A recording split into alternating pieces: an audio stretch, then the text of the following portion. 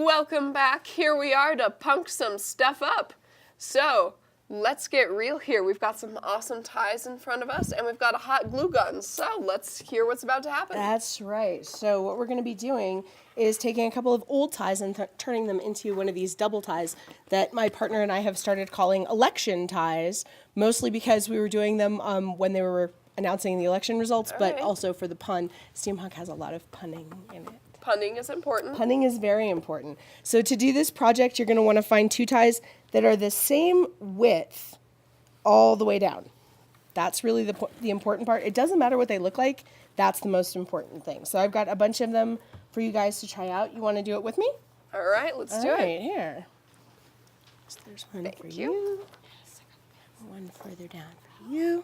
Okay, so the first thing you're going to do is take them both, make sure they're the same length. All right. Okay, and then you just want to figure out where it would hit on you if you were to wear it. So most ties you want it to be right below where your belt buckle would be, were you a gent, or I suppose a lady.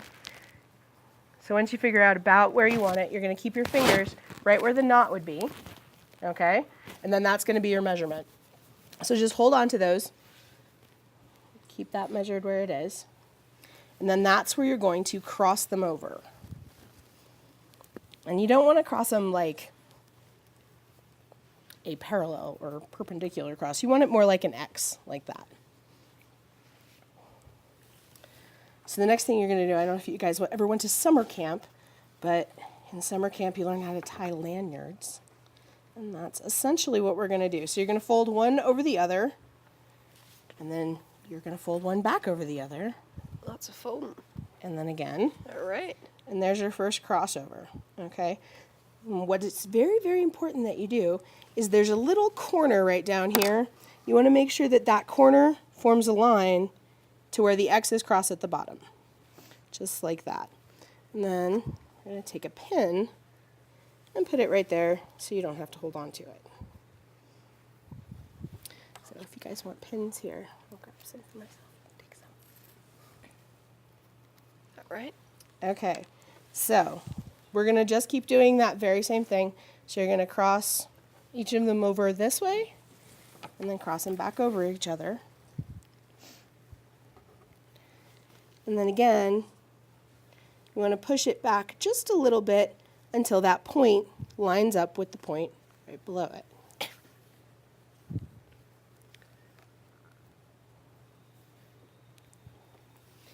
I'm going to do 3 on this one because it's a pretty skinny tie.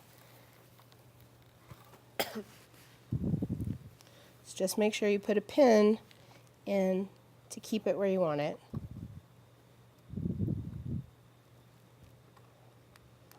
And you want to make sure that the pin goes all the way through the cross that you did, but doesn't go all the way into the bottom.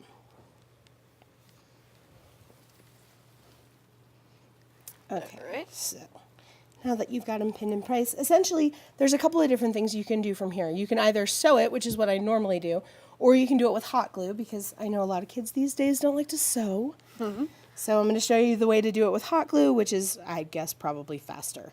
Okay, so you're going to take out that bottom pin. You're going to lift just the bottom corner. Make sure you hold on to the rest of it. And put a little dab of glue, not at the end, but where it'll be well hidden. And you just want to hold it down until the glue sets. And with cloth, that glue is going to take a little while. You can also, again, if you're sewing it, you're just going to stitch in each one of these. And you want to go through the bottom of the tie, but not through the top of the tie when you're sewing, so that you can't see the stitch. So then I'm going to do the same thing again, this corner.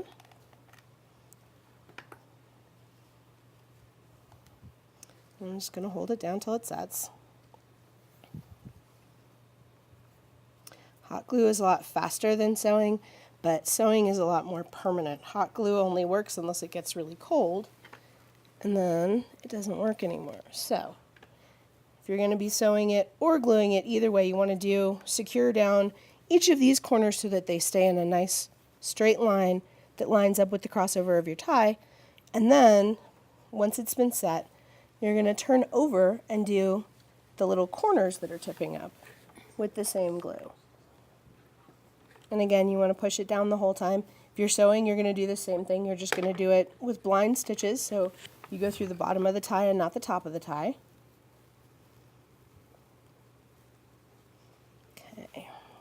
this side too. And essentially we want to keep as much of this as possible from being visible, whether it's your stitches or your glue. You want to make sure that people can't see it very easily. Okay, so once you get to the top, you're going to make sure that's a nice tight corner. Then, once you've given it a chance to set up, just going to take a little second here. Okay. Then what you're going to do is, keeping your thumb on all of those points to keep them nice and straight, you're going to flip these two over, and you're going to do essentially the same thing in the back. You're just going to secure both of the ties with a little dot of glue. That you want to make sure it sets very well. And the nice thing about hot glue is that the more you press down on it with something like fabric, the better it's going to set up. So you're going to flip it over like this, and then you're going to either glue or stitch along the line of whatever color of the tie is that you're about to use. And then you're going to flip that tie down. You're going to hold it in place like that. And again, if you're sewing, you just want to blind stitch down through each of those so that you're stitching with the bottom of the tie, not the top of the tie. And that'll make it so that you can't see the stitches. This is going to be on the back, so it doesn't matter quite as much. But you're going to do the same thing on this side. I'm doing the orange ones because that's the orange side for the tie. I'm going to fold it down again, and you just want to hold it really tightly and press it in place. And once you've got that done, you're going to flip it over again, and you're going to make sure that both of these are secured. So there should be one more line at the bottom where you cross over. Okay. And then, just to make sure that this does not pull out, what you want to do is do another line just right along this bottom, but you want to make sure you get lots of glue on or lots of stitches on, and hold it steady because it's about to be flipped over, and you want to be able to make sure you've got that right. So, another line in there.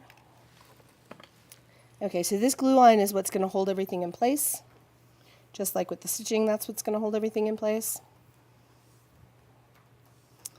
Then it's going to end up looking. Wow. There you go. That's the proper thing to say. There you The go. moment of truth. Moment of truth. It's kind of lopsided, unfortunately. Usually I take more time to pin this. Again, you want to make sure you have all of these line up very, very well, and that'll keep it nice and tight like this one is. You can see how it should be. Now that's got another one stacked up. So you can do as many of these or as few of them as you want.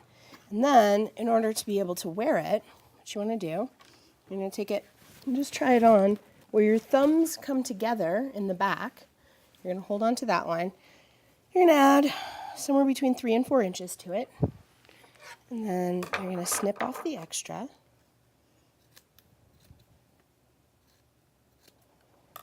Then you want to grab the side that has the stitching on it and the inner layer and flip them both down. And then you want to turn this side inside too. So essentially you're just turning the whole thing inside out. And then give it a little seal right there. You're going to hold that down to make sure it stays closed. Then you're going to do the same thing with the other one. Again, you grab the inner facing and the side with the stitching on it, turn it in first, and then turn in that other side. It's much easier to do, and it won't come unstitched, having done it the wrong way too many times. So you want to hold that down like that. Then I recommend actually using a button, though you can use Velcro too. I do Velcro on most of mine. What you're going to do is, this is going to overlap in the back of your neck. When it overlaps, you're going to take a piece of Velcro. I really recommend that you stitch the Velcro on rather than just gluing it on, because you're pulling on it and that glue will eventually come loose.